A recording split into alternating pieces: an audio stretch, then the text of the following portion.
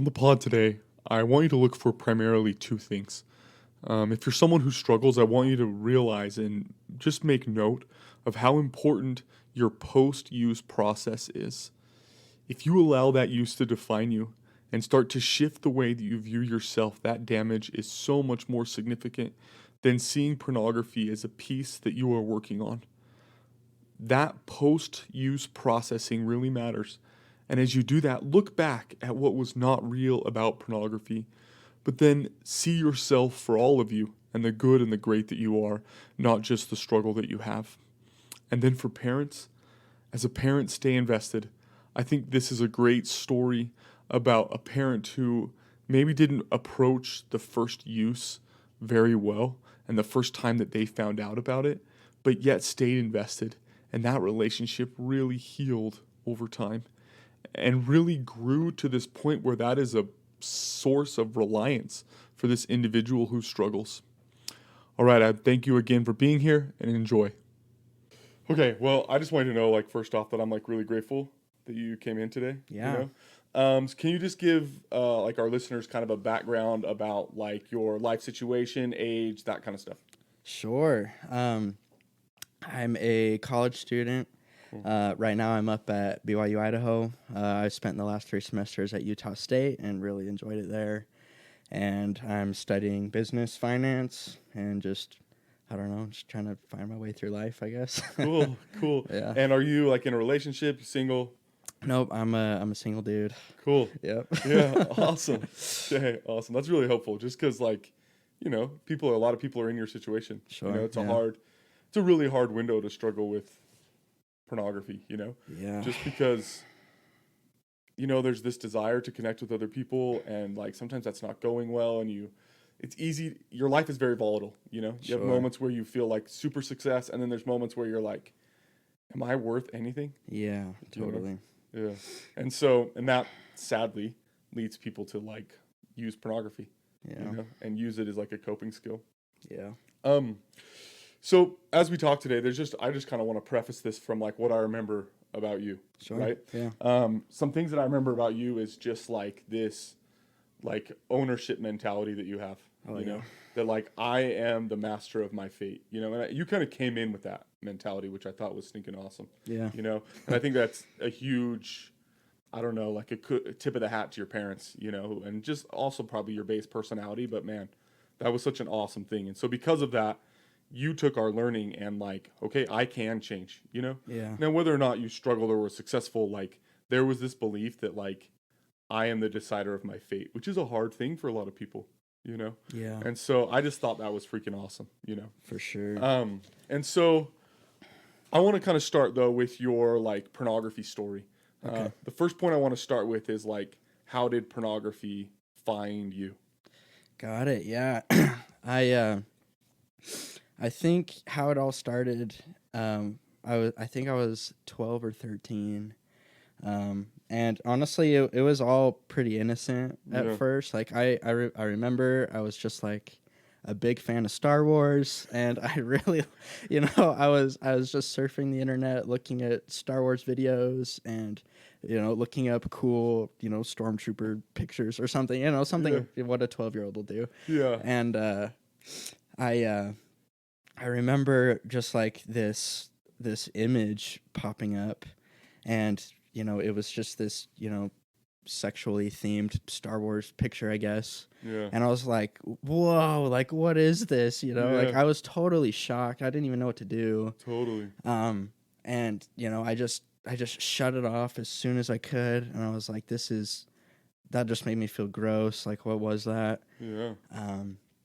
And that thought just kind of stayed in my mind, what the heck did I just see? Yeah. It was this naked lady that I had never seen before. Totally. And I was like, what the crap? That was not what I was looking for. But, I kind of want to know what that was, Totally. And so it was, kind of haunting my thoughts a little bit, just this curiosity that was honestly really innocent. I just wanted to know what it was. And how long, obviously you were pretty emotionally torn with Yeah. what shock and all these other things, but curious. Oh, And how yeah. long did you think about that? Like, was it months? Was it weeks? Was it? Yeah, it was probably about a month, I would guess, that Okay. like it would just, come in and out every once in a while. Yeah. Of just, you know, I, the devil just saying like, "Hey, you need to go to, figure out what that was." Yeah. And, you need to find out more about this. Totally. And, obviously he used emotions that are great, but he twisted them to Totally. what he wanted to be. And and did you feel like at that point, like, oh, I could go to my parents? Like, did you already feel like you were in hiding? Like, Oh yeah. you had done something wrong? Tell me about that. Most definitely. Yeah. I mean, I grew up in a really faithful home where honestly, we all of us struggle with perfectionism.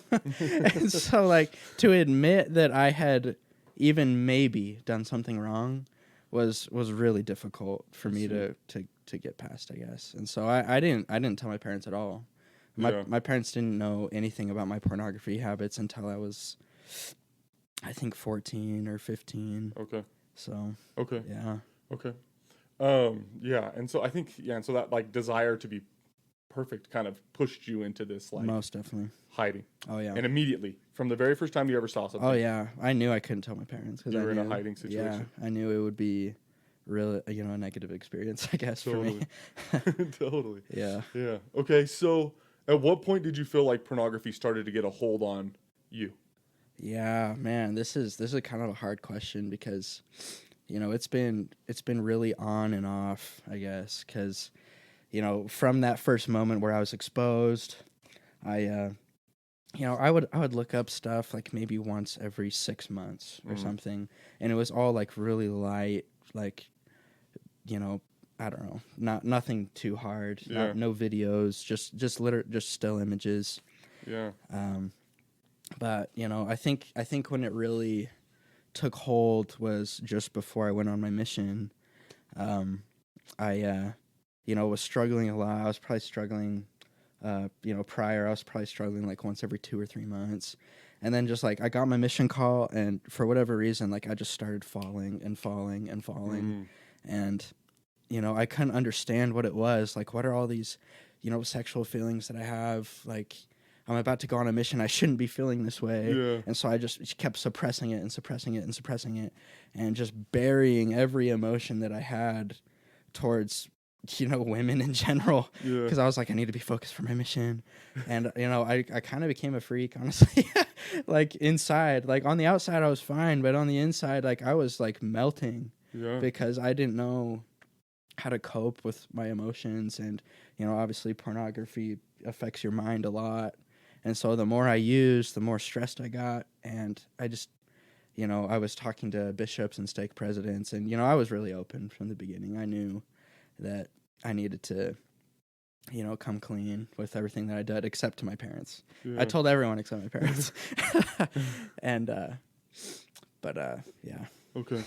Wow, like that what a hard time, to have this like shouldn't pressure Yeah. be pushing on you, but also like isolating you. So not only like do you have this pressure, but this isolation. Oh, yeah. And then underneath you is this like all these feelings and like, ugh, Oh, yeah. like what a hard, it seems like a really hard situation to be in. Yeah. Yeah, it was pretty tough. Yeah.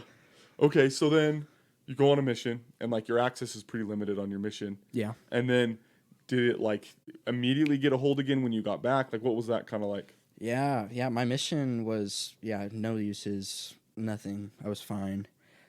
Just obviously, like you said, like not really any access. Yeah. And then I got home, and kind of same thing as before. I got back, and I actually was worried coming home because I knew that I was gonna have access again. Yeah. And I was be able to be alone, and I wasn't gonna have my companion or someone looking over my shoulder seeing what was on my phone, Totally. all that sort of stuff. And so I was really worried because I knew that right when I got home that I was going to be attacked with all these feelings again, or at least in my mind they felt like attacks. Yeah. And so I got home and immediately started struggling, and like I genuinely did not want to be struggling, but I think just old habits returned, and Totally. I had a hard time, I guess, coping with that as well. I know we talked about this in the program, but I really struggled with any sort of emotion Yeah. at all. Like my dad was a farmer and a construction worker, and my mom, was just the sweetest lady. But I definitely, after my dad. I didn't necessarily want to feel any emotion that I didn't feel like I was in total control of. Totally. And so I think that was kind of part of it. But And so you were releasing those via pornography. yeah, most definitely. Yeah. Yeah. So as you get home from your mission, you got a couple, like a year or so, whatever, of struggle. Like, how did this shift your view of self? Like, how were you thinking about yourself Oh with this man, thing? I was so disappointed in myself. Especially right after my mission, because man, I think it was less than a month from getting home that I had my first use, and that was really hard to go from such a spiritual high, Totally. 2 years of just serving God and serving people and just feeling like you're actually making a difference in people's lives, and you feel like your life is changing. Yeah. And then you get home and everything goes back to normal and you start struggling with the same stuff again. Yeah. I mean, I felt like the biggest loser on earth, honestly. Yeah. I had a terrible view of self. I didn't have much respect for myself. I knew I was, a child of God still, and I knew, I still had all, this faith base of, I'm a good person because of Jesus Christ. Yeah. Can make me a good person.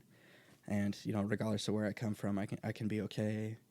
But, really deep down, I really didn't have a great view of myself. Yeah. So Can you give me some of those statements? Like, you just said, like, I am a loser.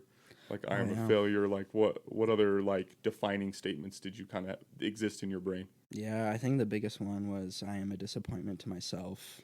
Because, Mm-hmm. like, I really don't care how most people look at me. Yeah. I really only care about how I view myself and how God sees me.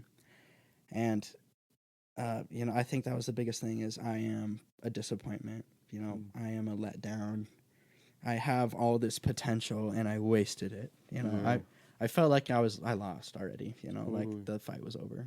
So then how were you dealing with that? Were you just trying to, like, shut it off in a room and ignore it? Or, like, Yeah. was it under you all the time? Like, how were you handling that, like, view of self, I guess, and still trying to live a normal life?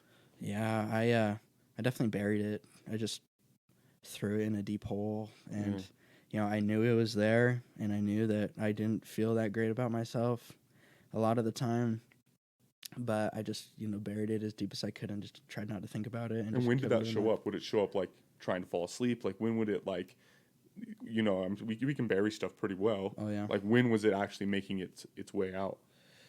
Yeah, actually, like when I was going to bed, it was definitely a time because that's when your mind kind of starts to wander, Totally. and it would come up then, but also directly after use was probably the biggest time where I was just like, wow, who the heck am I? Like, how did this happen? Totally. And, I was using, twice a week probably, sometimes 3 times a week at my worst, and it was usually just like the few minutes after use that, you kind of still have that residual rush going on. And, I was just like, man, I shouldn't be feeling this way. Like, I just felt so dirty. I don't know if that answers your question. This is an opinion I'm working on right now. And I Sure. don't know if it's 100% true yet, but I think it's true. But Okay. I don't feel like I have enough proof to tell Okay. everyone else it's true yet. So Okay. here it is. Okay. I think that most of the damage that comes from sin is actually not the sin itself, but it's what happens afterwards. The Okay. way that we hide, the way that we then Oh, yeah. shift our view of self, Oh, yeah. the way that we then isolate ourselves from those who love us, especially our God, and most of the time our Savior, like even Adam and Eve, when they partook of the fruit, right? Like they went and tried to hide their nakedness when God freaking knew they were naked. God knows that you're going to struggle, Yeah. but Satan convinced them that, like, be ashamed of your nakedness, go Yeah. hide. And they tried to cover themselves, right? Yeah. But when they chose to come out of hiding, not only were they introduced to the Savior who can save them, but also he covered their sins instead of a freaking leaf, Like, here's some actual clothes to cover your Yeah. nakedness, But it's amazing to me how much damage happens post the mistake, Like, that mistake really gets compounded Yeah. And as I see you, like I see how that a little mistake really compounded into these like, I'm a terrible person, I'm a failure, I'm not enough, I can't do it, Yeah. and I shouldn't be this way, Yeah. right? And it started to diminish the human inside of you. Most definitely. Yeah. Okay, so you're here in this, like, your view of self is kind of like decayed a little bit, and it was hidden, but it was Yeah. decaying from the roots, you know? Oh yeah. At what point did you start seeking help? Like, I know you've had these interactions with the bishops. Like, were you really seeking help, or were you just confessing? Yeah. And then, like, what were you doing to try and shift? I think the first time I decided that I probably needed some help was, even though I didn't tell my parents much, they were one of the first, I guess, adults to know. And I remember it vividly, exactly how it went. I left a note on my mom's pillow, and I just I don't even remember what I said, but it pretty much just said like, "Hey, this is what I've done, and I don't really want to talk about it with you face to face, but this is what happened." And I just like went in my room and hid. And I was like, I really hope that they never find that note. But obviously, they did. And I think it was my mom and my dad. It might have just been my dad. I can't remember, but one of them or both of them came into my room, and they said, they started talking to me about it, like, what is this? Like, what's going on? And I freaking love my parents, and I respect them a whole lot, and they were just trying their best with what information that they had.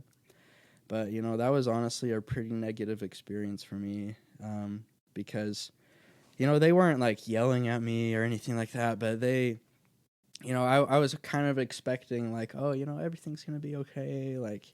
To feel loved. Yeah, I wanted to, feel some comfort and love, and, I can't even remember exactly what they said, but after that whole interaction, I felt pretty ashamed of everything. Like, I didn't feel like everything went well. I mean, my mom was crying. My dad was obviously furious.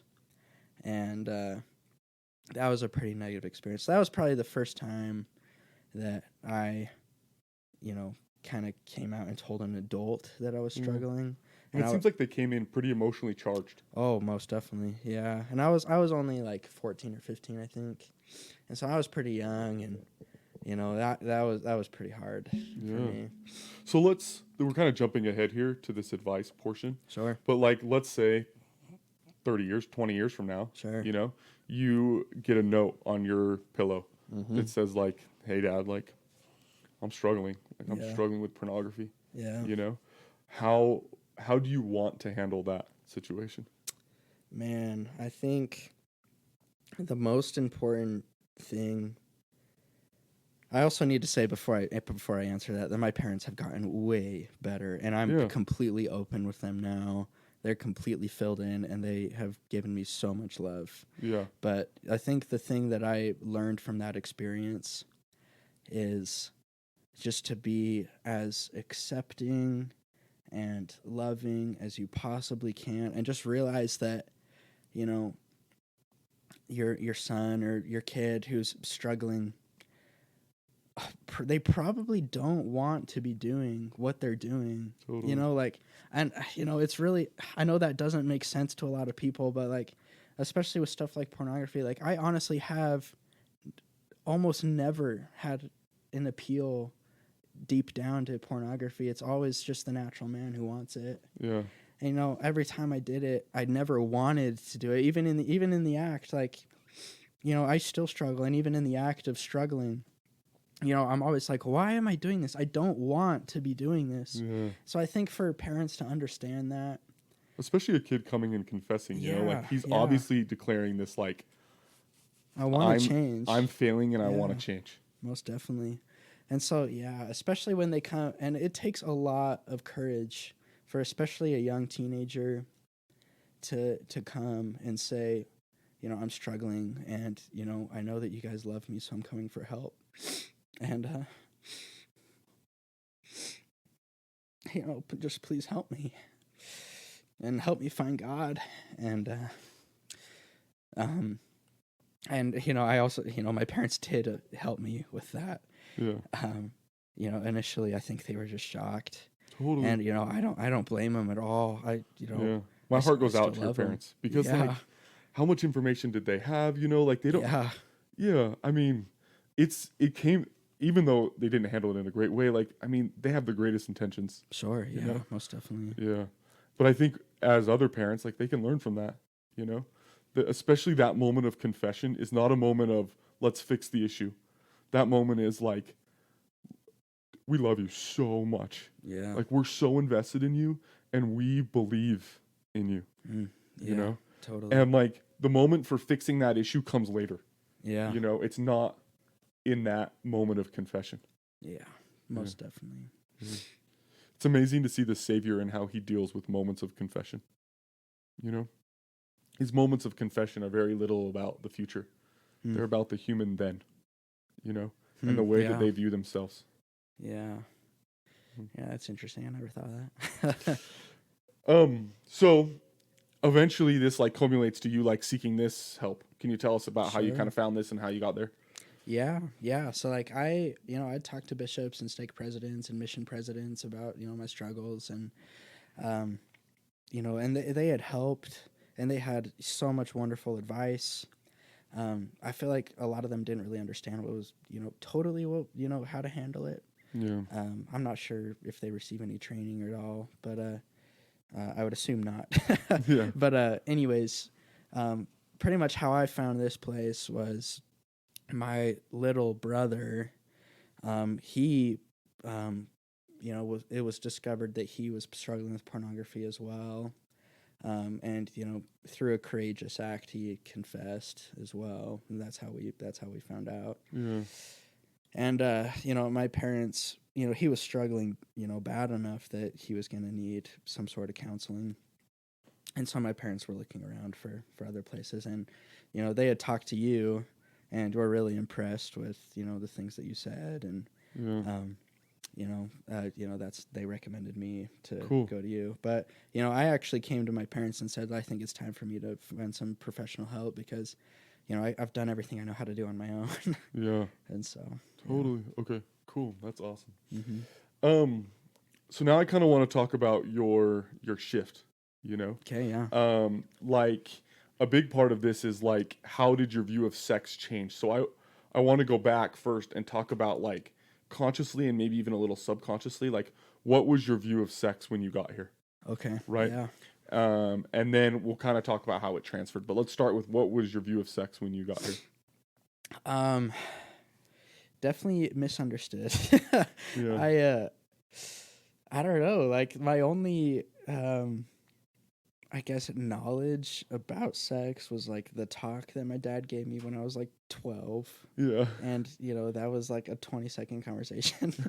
And then also from pornography, and I guess because I had more exposure to a negative sexual thing like pornography, I thought sex was honestly, in my mind I thought it was like an evil dirty thing. That you like got to do one day. Yeah, like, it's just like something that's for the future, and it shouldn't even be thought about right now, Yeah. So Yeah. Yeah, I think that's so common, especially in the like the Mormon culture. I like to call it the Mormon culture because I don't think the church intends this, yeah, but it kind of exists in our culture of this like sex becomes something to avoid. yeah, And if you're avoiding it, it's probably bad. mm-hmm. And if it's bad, it's probably evil. And then pretty quickly, sex becomes Yeah, evil. And it's this evil thing that one day when you get married, you get to shut the door and go wild with each other yeah. instead of it being this like beautiful thing Sure, that yeah. you're like building to, Mhm. And it's amazing to me when people come in how far away their view of sexuality is Yeah. and sexual intimacy is from God. Mm. So that like I'll get clients in the very first time and I'm like, okay, like if we're going to learn about healthy sex from God, this God that you believe in, like what questions could you ask God about sex? And people are like, what? Yeah, Like God's sexual? And that's like such mind-blowing for them yeah, that it's like, yeah, again, God is so far away from their view of sex that they can't see God being yeah, sexually intimate. yeah. Yeah. Okay, so when you started learning about God's view of sex, tell me about some things that you've learned about what really sexuality is. Yeah. I guess like coming from a place of like God is not God, sorry, sex is like evil Yeah. and you know, dirty. You know, I've definitely come from a lot of the articles you shared with me and just conversations we've had. Um, you know, coming to learn that you know, sex, even though I can't partake of it in a holy way right now, you know, it is a holy thing. Mm. And you know, I know I'm not like obviously experienced with it yet, Yeah. but you know, I have a lot more respect for it, and an appreciation for it. It's not something that I think about and it's like, wow, you know, I'm dirty because I'm thinking about this. You know, like, Yeah. you know, it's a natural part of life that God has gifted to us, and that's my understanding now. Cool. Yeah. So as you learn more about God's view of sex and how sexuality is really this like godlike creation thing, Yeah. you know, what are some things that aren't true about sex that pornography tries to sell that started sticking out to you? Oh yeah, I guess just right off the bat that it's just, you know, lust based. Yeah. You know, a lot of pornography is between, you know, two or multiple people that, you know, literally the only relationship they have to each other is they think they're attractive. Yeah. And that's it, you know. And you Yeah. know, they start sharing their bodies with each other in like the most, you know, lustful ways they can think of pretty much. Yeah. And sex is not supposed to be that. Healthy intimacy is not supposed to be lust based at all. Yeah. You know, it's based in love and compassion and care for another person. Totally. Okay. Awesome. Now, as your view of sex shifted, how did your view of women shift? I think the biggest thing, I don't think I ever got to the point where like I'd look at a girl and be like, you know, objectify them. Yeah. You know, they've always been, you know, human beings to me. Like, That's awesome. you know, even as, you know, kind of odd as it is to say, like even the girls in the videos and stuff, like, you know, those are still people. Yeah.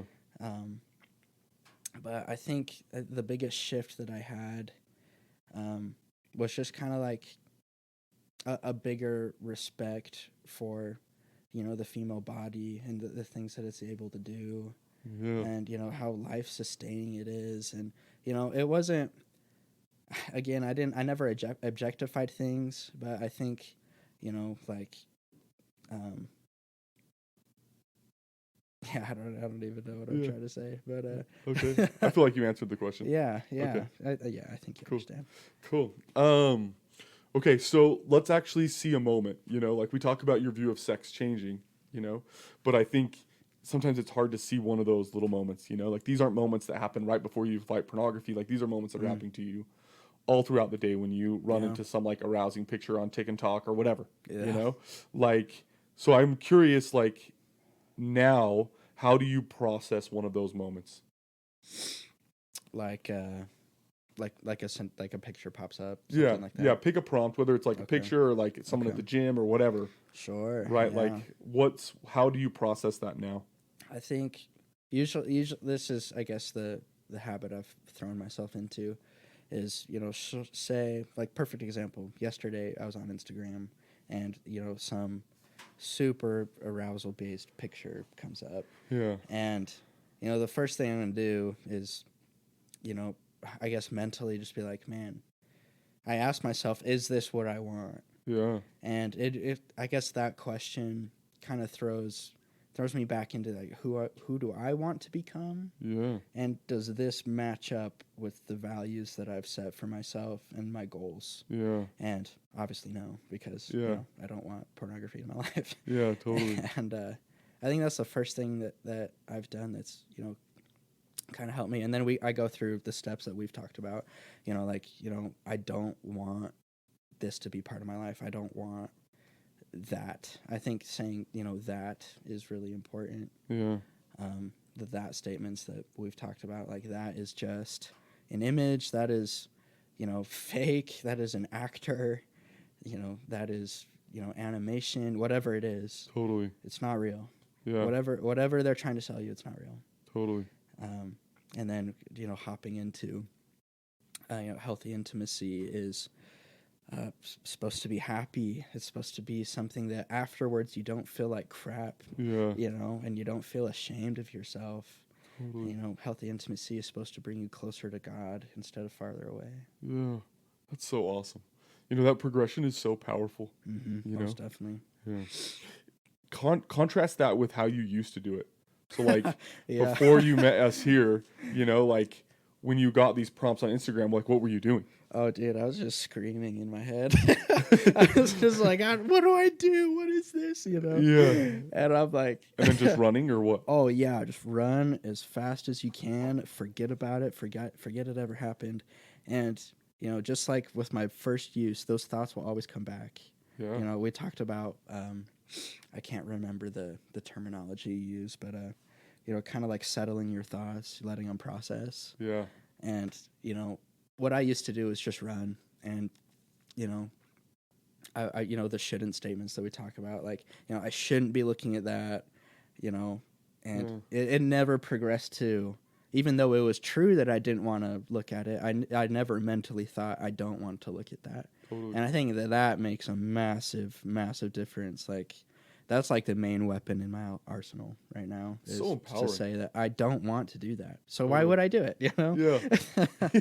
But Yeah. And then you're now a chooser, yeah. Like this shouldn't is someone else enforcing something on you, and Yeah. I don't want is such a like big chest. I don't want this.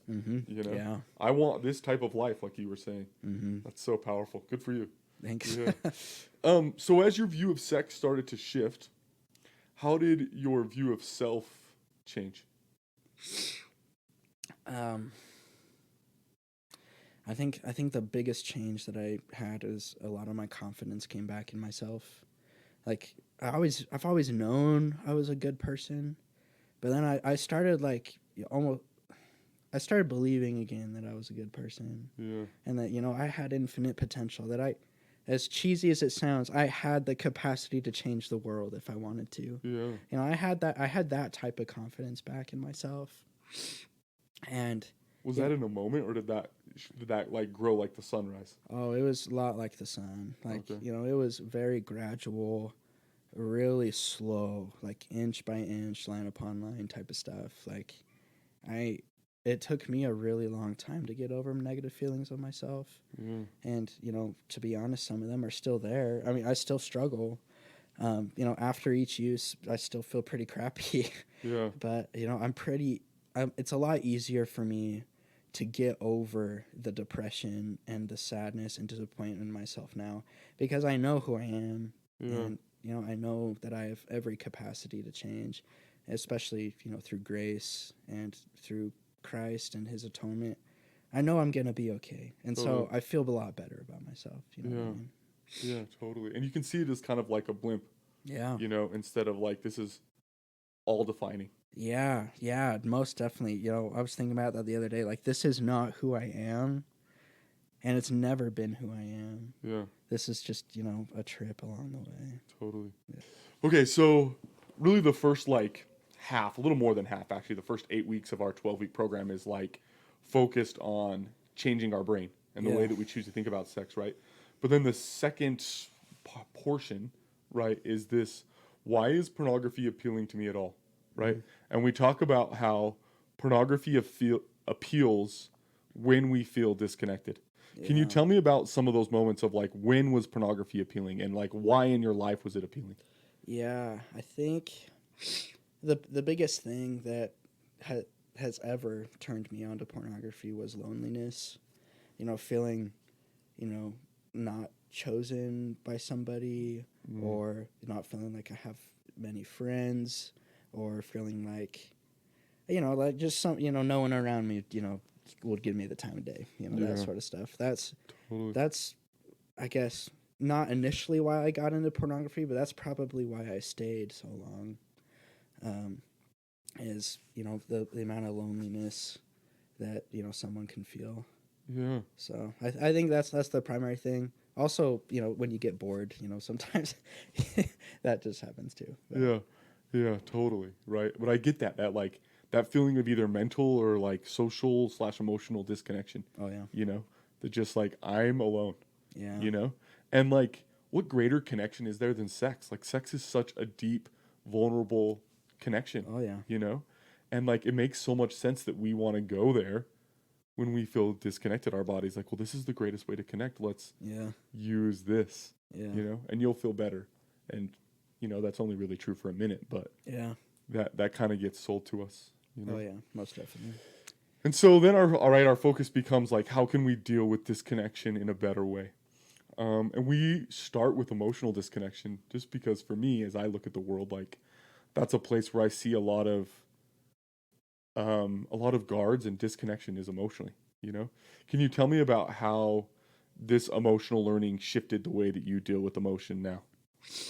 I think one of the greatest things that I've learned how to do through this program is process the feelings that I have and kind of I guess, acknowledge my feelings is probably a better way of saying it. Because, I guess initially, like I said, like I just bury everything. But now I think it's a little easier for me to be like, man, I feel kind of off today. And that's okay. Yeah, Like, I allow myself to feel, if that makes sense. Like, totally. instead of burying everything and feel like I'm just this hard dude all the time and, I need to be such a manly man. And, I Yeah, guess that's just kind of how I was raised. And, I don't think there's anything wrong with that except for burying everything. totally. You know, I don't know. I think that's probably one of the greatest things I've learned from the program. Honestly, is just allowing myself to be emotional at Yeah, any level. totally. You know. Totally. That's powerful. Yeah. You know, because it's similar to this, like you weren't allowing yourself to be sexual, Yeah. you know, and like similarly, like when we bury things, all they do is build up pressure. As soon as you put something in a container that's going to grow, Yeah. all it does is build up pressure and then eventually blows up, right? Yep. Yep. And like I watch a lot of people who emotionally bury, build up, build up, build up, build up, build up, blow, Yeah. you know? Yeah. And so right now when you do your emotional processing, is it mainly like in your own head? Are you like doing it more often out loud with other people? Like what are some of your emotional processing techniques? It's definitely a combination of both. I think it's probably like 80% in my head. Like, Mm, if I'm feeling lonely that day, or then yeah, I'll just like take a sec and just like be like, man, I feel kind of crappy today, feel lonely, and just like allow myself to feel that for a second, and then just kind of move on with the day. Like I don't let those negative feelings linger yeah, because I don't want them to become an attitude. totally. I know we talked about that. Um, but does that kind of answer your question? Yeah, that does Okay. answer my question, right? Yeah. So you're letting yourself, okay, I feel lonely, and then you're like, then you take your choice back, and Oh you yeah. go like, okay, I'm choosing to think this way. Is it choosing to change your state? Like, what are some of the choices that you make when you feel lonely? Um, yeah. Like I just allow myself to feel it for a little bit, and then I just move on. And if I feel like I'm burying it, then I continue to let myself feel it. Yeah, Um, and I think the greatest asset that somebody can have is to surround themselves with a good group of support. yeah, I happen to live with two of my cousins right now that are just like the most stellar dudes I've yeah, ever met. Like just so spiritually inclined, and they are really smart, and they understand, how people feel. And so being able to be surrounded by those guys and some of my other friends that I feel comfortable talking like, man, I used today, or I feel depressed today for whatever reason, or, I'm stressed, all of these things. Being able to admit that to another person, um, the Spirit's going to use those people to communicate with you. totally. God uses angels in many different ways, and it's, I think usually through other people. Yeah, And those guys have been able to, fill that role for me. totally. Yeah. Okay, awesome. Um, cool. So the last thing I want to talk about is advice. Okay. You know, and I want to start with like what advice you would give to parents. I think we've hit this a little bit, Sure. but if there's anything else that you would like to share about like What advice would you give to parents of a child who's struggling? Yeah, like I said, you just gotta love them no matter what, and just show them that you love them. Um, because as crazy as it sounds, sometimes the kid starts to wonder, you know, Yeah. like I wonder. Yeah, it was for me. It was always just split seconds. Like again, I would never throw my parents under the bus. They're so awesome. Yeah. Um, but I could see how somebody could start to wonder that, like, man, why is mom crying over me again, or why is dad pissed off again, Yeah. all this sort of things, and you start to wonder, like, is that all because of me? So I guess, like, just make sure that the kid knows that you love them so much. Is there things that And like we talked about a little bit that like separate the expression of love from the trying to fix the problem? oh If they yeah, too quickly get to the trying to fix the problem, does yeah. that diminish the love that they're For me, no. For okay? someone else, maybe. But Okay. I think the greatest thing that a parent's ever done for me is just ask me about it and, like, try to learn and understand. Mm, How is this affecting you? Like, when you start getting triggered to use, like, what's that progression like? And you're literally just trying to understand. That's it. yeah. You're not fixing at all. You're Totally. just understanding and educating yourself on what's going on, so that later, when you're in a better spot, then you can start to, I guess, fix things if Help. the child allows it. Totally. A lot of kids are going to try to do it by themselves, and some kids can do it by themselves, but they need support. Totally. And I've fought this fight mostly by myself, but I've never had as much success as in when I have people around me who know about it and are helping me Totally. and keeping me accountable. I've never had a problem with accountability, but I know that most people do. Totally. I have no problem telling somebody that I used that day, especially if it's someone that I trust. So I think becoming that person for your kid is going to be super important. Allowing yourself to be the listening ear, not the fixer. And it probably does so much for someone who struggles to have to explain it out loud. Oh They probably yeah. see so much in themselves. Oh man, they will learn so much, like so many strategies and techniques of how they can help themselves too, because when they say it out loud, you're like, I don't know, once it gets out of your head Yeah. and you hear yourself speaking, then I think the spirit has a chance to, kind of prompt you and be like, I know that you just said this, but what if you did it this way?